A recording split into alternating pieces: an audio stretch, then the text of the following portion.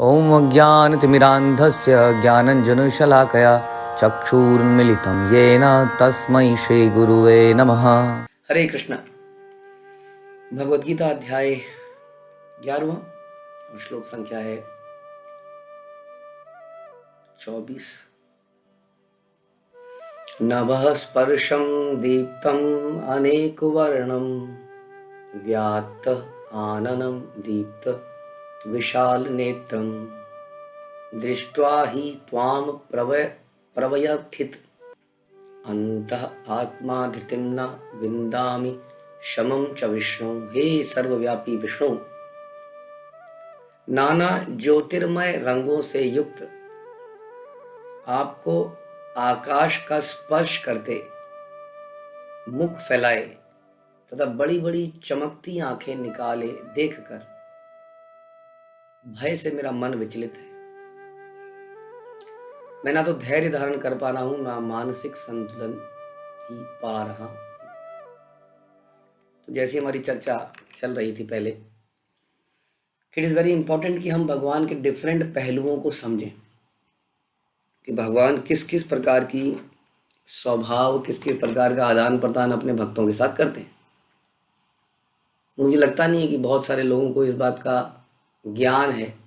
अधिकतर भगवान संसार में, जैसे हमने बताया कि एक बार जब प्रभुपाद विदेशों में गए तो विदेशों में एक जनरल प्रेयर थी, we thank the Lord who gives us our daily bread,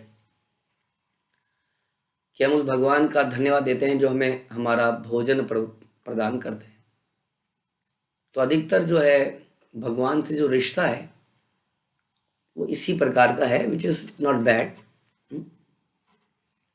being grateful to God for whatever, जो भी भगवान ने हमें दिया है उसके लिए हमें ग्रेटफुल, कृतज्ञ रहना एक बहुत अच्छी बात है। इसके पहले और सारे लोग भगवान की वर्शिप किया करते थे या आज भी किया करते हैं भय के कारण, कि उन्हें भय है कि उनका कुछ चला ना जाए, उनकी संपत्ति ना चला जाए, घर का कोई मेंबर ना चला जाए, कोई बीमारी ना हो जाए, बिजनेस ना ठप हो जाए, नौकरी ना चली जाए। बहुत सारे भय हमारे जीवन में रहते हैं। इस कारण से हम लोग अलग अलग प्रकार के पूजा पाठ करते हैं, जिसको हम लोग सोचते हैं कि ये भक्ति है, वास्तव में भक्ति नहीं है। तो कई लोग, अधिकतर लोग भय के कारण भगवान की पूजा करते थे, और इसी कारण प्राचीन समय में लोगों ने आग को भी भगवान मान लिया, पानी को भी भगवान मान लिया। तो हमने धीरे धीरे, जब हम भगवद गीता और ग्रंथों को पढ़ते हैं तो हमें समझ में आता है कि ये सारी चीज़ें वास्तव में भगवान नहीं है, ये भगवान की शक्ति है, बहिरंगा शक्ति, जिसके कुछ नेतृत्व करने वाले लोग हैं जिनको हम देवता कहते हैं, और उन देवताओं से हमें कुछ वरदान की इच्छाएं रहती हैं। तो भय की भक्ति पहली लेवल की भक्ति। उसके बाद में कई लोग भक्ति इसलिए भी करते हैं क्योंकि अगेन जैसे हमने बोला, ग्रेटिट्यूड, उन्हें कृतज्ञता महसूस होती है भगवान ने हमें जो कुछ भी दिया है। कृतज्ञता एक बहुत बड़ा गुण है वास्तव में, जो हमारे हृदय को सॉफ्ट बनाता है और हमारे आँखों में एक डिफरेंट ही विज़न देता है, जो कि बिना कृतज्ञ, जो अनग्रेटफुल पर्सन होता है उसके अंदर वो विज़न नहीं होता है ना। इसलिए संसार में इतने कुछ मैनेजमेंट कोर्सेज होते हैं कि they said that glass is half full और half empty kind of, that is from the, जब हम कृतज्ञ होते हैं तो हमारा विजन बदल जाता है चीज़ों को देखने का। तो कुछ लोग जो है कृतज्ञता के कारण भगवान की वर्शिप करते हैं। लेकिन डर, भय और कृतज्ञता से अलग भगवान से प्रेम करना, ये सारे जितने भी ग्रंथ हैं, जितने भी अलग अलग धर्म हैं, हिंदू, मुस्लिम, सिख, ईसाई या जो भी संसार के हैं, वो सब लोग भगवान से प्रेम करने की बात करते हैं कि loving the God is the ultimate purpose of living entity. और ये कैसे किया जाता है, ये खास तौर पर श्रीमद् भागवतम हमें बहुत डिटेल में समझाता है। इसमें हम सुनते हैं कि कैसे भगवान के साथ अलग अलग प्रकार के संबंध बनाए जाते हैं। सबसे बेसिक और इटर्नल संबंध है दासत्व का, जो हमेशा रहता है। उसके बाद में भगवान और भी कई सारे रिलेशनशिप बनाते हैं, जैसे कि भगवान के साथ हम सखा बनते हैं भगवान के, भगवान के हम माता पिता बन जाते हैं, भगवान के हम प्रियतमा, प्रेमी, इस तरह का रिलेशन, पत्नी, जिसमें कि सखियाँ, गोपियाँ, रानियाँ आती हैं। तो ये भगवान के साथ अलग अलग प्रकार के रिलेशन है और इसमें हम भगवान के डिफरेंट पहलुओं को वास्तव में समझ पाते हैं। जो पहले भय की भक्ति है, कृतज्ञता की भक्ति, उसमें हम इतना नहीं भगवान को समझ पाते। इसलिए कई बार भगवान के कुछ डिफरेंट कार्यकलापों को देखकर हम विचलित हो सकते हैं। हमारे जीवन में अचानक से कुछ हो जाए तो हम विचलित हो सकते हैं, ये क्या हो गया। हाँ, क्योंकि हमें ओनली जो व्यक्ति ने बहुत ही पर्सनली और क्लोजली इस चीज़ों को देखा हो, वही उस व्यक्ति के इन भावों को देख पाएगा, है कि नहीं। जैसे कि कई बार हमने देखा, जैसे कि कई लोग बड़े एकदम से आकड़ू होते हैं, उनका चेहरे में हंसी नहीं होती जरा सी भी, एकदम सीरियसली। हाँ, हम कहते हैं अरे आपके पापा से हमें बहुत डर लगता है। कहते नहीं नहीं, मेरे पापा बहुत सॉफ्ट हार्टेड है। उन्हें कहाँ से सॉफ्ट हार्टेड है भैया, हंसते तक नहीं, मुस्कुराते तक नहीं है, सीधा सीधा देखते रहते हैं बस। हाँ, क्योंकि हमने उनके व्यक्तिगत चरित्र को उनके घर में रह के देखा नहीं, उनके बच्चों ने देखा, गया नहीं नहीं कुछ नहीं, पापा कुछ नहीं, they are is very cool. तो जिसने उसको पर्सनली देखा है वही उसको समझ पाता है।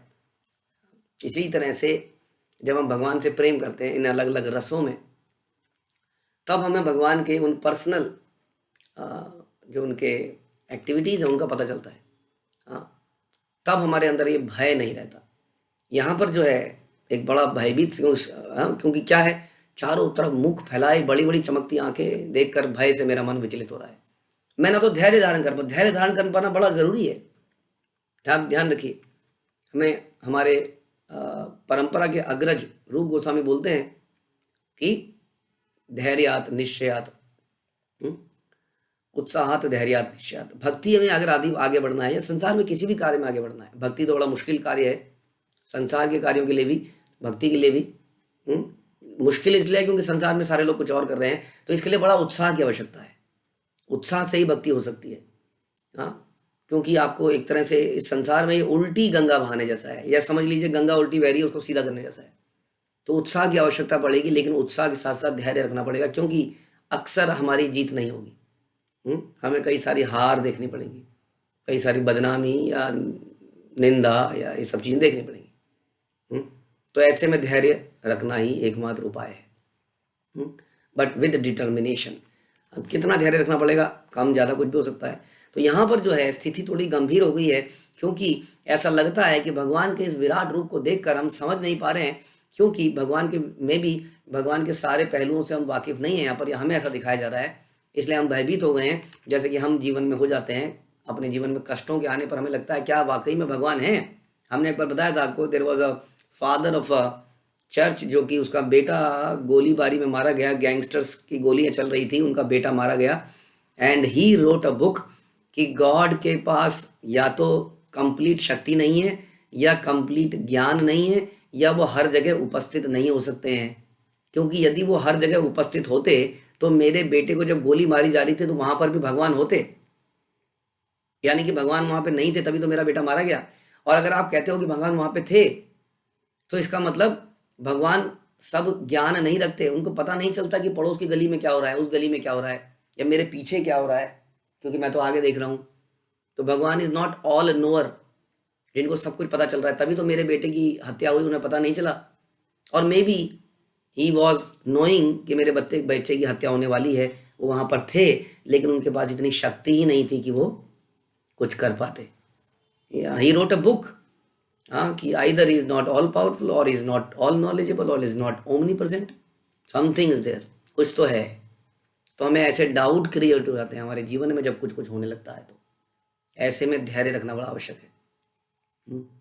यदि हम ऐसे में धैर्य रखेंगे तो आप देखेंगे कि नई शुरुआत, आप अक्सर देखेंगे जीवन में जब कुछ प्राप्त करना पड़ता है तो अचानक से ऐसा समय आता है कि लगता है हार गए, और उस वक्त जो व्यक्ति थोड़ा सा धैर्य रख लेता है, उसके बाद उसको वो सक्सेस मिलती है।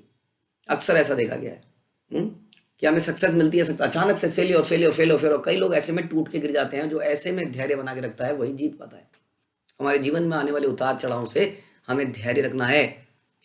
मानसिक संतुलन को बनाए रखना है। अर्जुन कह रहे हैं मैं मानसिक संतुलन नहीं बना पा रहा, लेकिन अब तो अर्जुन को कही गई गीता हमारे पास उपलब्ध है, हम इस गीता का लाभ उठा सकते हैं।